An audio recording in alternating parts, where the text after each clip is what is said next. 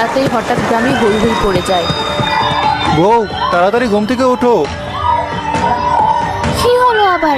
এমন করে কাঁচা ঘুমটা ভাঙিয়ে দিলে কেন? আরে, আশেপাশে চেঁচামেচি শুনতে পাচ্ছ না? হ্যাঁ তাই তো। কি হয়েছে? সবাই এমন ডাকাডাকি করছে কেন? গ্রামে নদীর পানি ঢুকে পড়েছে। এক রাতে সব তলিয়ে যাবে এখন। তাড়াতাড়ি চলো, বাইরে সব জিনিস ঘরে আনতে হবে, না হলে পানিতে সব ভেসে যাবে। ঠিক আছে, তাড়াতাড়ি চলো। কে ব্যাপার? গ্রামের দিক থেকে এত চেঁচামেচি শোনা যাচ্ছে কেন? কি হলো? একবার গিয়ে দেখে আসি।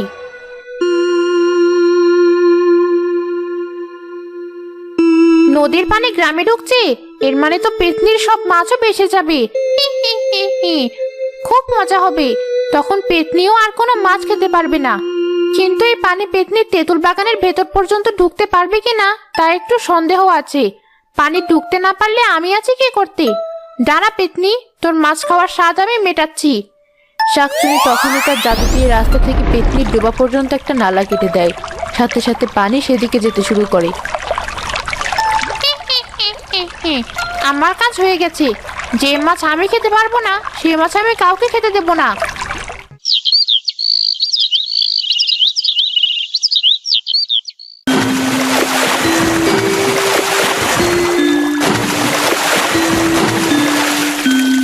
একবার বাইরে এসো।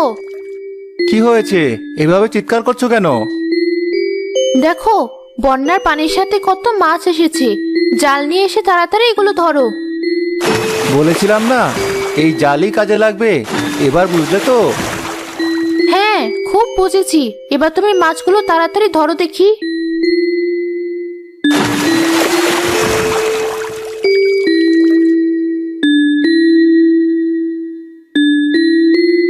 ও মা, কি বড় বড় মাছ! এক একটা মাছ 1 কেজিরও বেশি মনে হচ্ছে। হ্যাঁ, তাই তো মনে হচ্ছে। নাও নাও, মাছগুলো কেটে ধুয়ে সুন্দর করে ভেজে ফেলো দেখি। আমি এখনই ভেজে দিচ্ছি।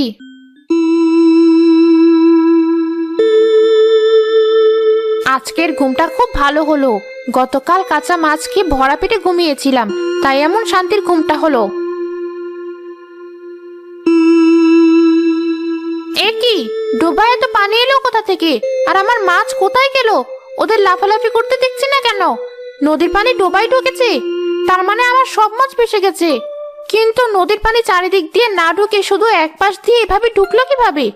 তার মানে নিশ্চয়ই শাকচুন্নি আর ওর স্বামী এসব করেছে। ওদের আমি ছাড়বো না। তার আগে আমার মাছগুলো ফিরিয়ে আনতে হবে। এই ডোবায় একটা বাঁধ দিয়ে দিই, না হলে আবার মাছ ভেসে যাবে।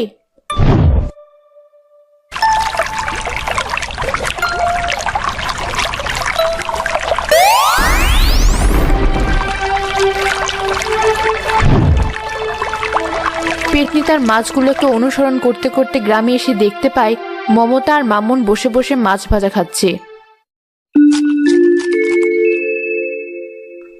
সত্যি মাছগুলো খেতে খুব মজা। জীবনে আমি এত মজার মাছ খাইনি।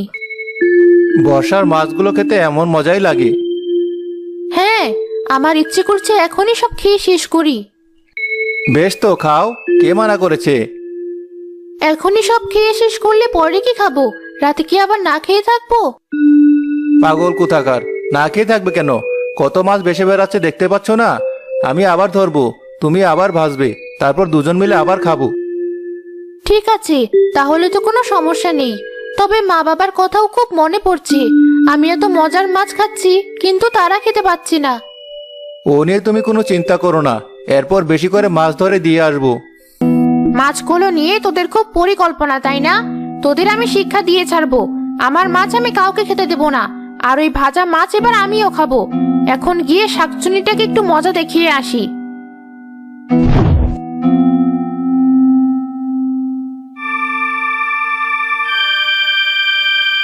কে রে পেতনি, তুই আমার বাড়িতে কি মনে করে? কিছু লাগবে নাকি তোর? আমার সব মাছ বর্ষার পানিতে ভাসিয়ে দিয়ে এখানে তুই মনের সুখে পা দোলাচ্ছিস, তাই না? আবার আমাকে জিজ্ঞেস করছিস কিছু লাগবে কিনা? ছাড় বলছি, ছাড়। আমার বর এলে তোকে কিন্তু আস্ত রাখবে না। তুই শুধু আমার বোন বলে তোকে এখনো কিছু বলে না। তোর ওই গেছো বর আমার কিছুই করতে পারবে না। এখন তোকে আমি ছেড়ে দিচ্ছি, কিন্তু তোকে আমি এমন মজা দেখাবো যেটা তুই কল্পনাও করতে পারবি না। যা যা যা পারিস করিস তুই, তোর ক্ষমতা আমার জানা আছে।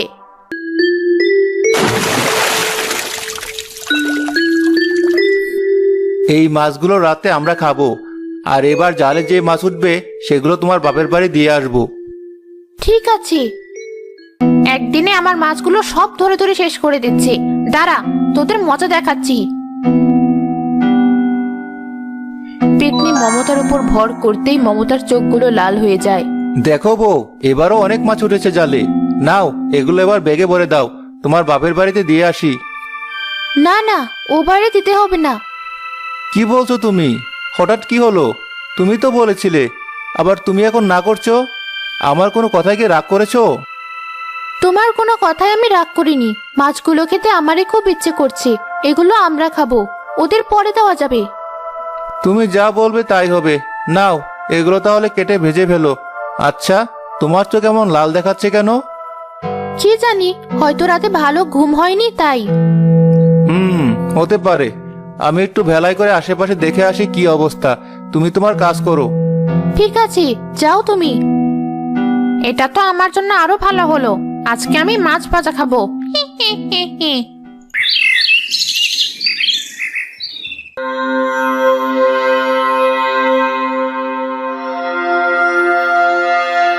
মাছ ভাজার গন্ধে মনটা একদম ভরে উঠছে। কাঁচা মাছ খেতে খেতে মুখ একদম আষ্টে হয়ে গিয়েছিল। এখন ভাজা মাছ খাওয়া শুরু করি। পেতনিরূপী মমতা একে একে সব মাছ ভাজতে থাকে আর খেতে থাকে। হি হি হি হি, শাকচুন্নি আমার ক্ষতি করতে গিয়ে এত ভালো একটা কাজ করবে সেটা মনে হয়ও নিজেও বুঝতে পারিনি। এবার একটু ঘুমিয়ে নেই, খাওয়াটা বেশ ভালো হয়েছে।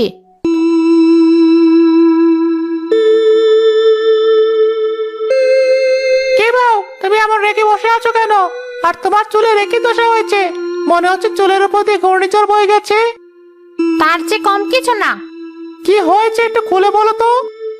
পেতনি ঠিক বুঝতে পেরেছে ওর মাছ আমি পানিতে ভাসিয়ে দিয়েছি। এসেছিল এখানে, এসে আমার চুল টেনে এই অবস্থা করে দিয়ে গেছে। আরো যে কি কি করবে কে জানে। তোমার ওই বোনটি সত্যি একটা পেতনি, নিজের বোনকে কেউ এভাবে মারে? তাহলে ভাবো এরপর আমার কি অবস্থা করবে। হ্যাঁ, আমি সেটাই ভাবছি। আমার মনে হচ্ছে এখানে থাকা আমাদের জন্য আর তেমন নিরাপদ হবে না। আমি আজ থেকে নতুন একটা কাজ করতে শুরু করব। মন মতো হলে সেখানে গিয়ে আমরা থাকা শুরু করব। ওর সাথে আর কোনো ঝামেলা করব না। এটা ভালো কথা বলেছো, তবে তাই করো তুমি। সন্ধ্যার দিকে মামুন ঘরে ফিরে আসে। এই যা, বউ এমন অসময়ে ঘুমিয়ে পড়েছে, মনে হচ্ছে অনেক ক্লান্ত। আমি দেখি কিছু খেতে পাই কিনা। ও ঘুমাক।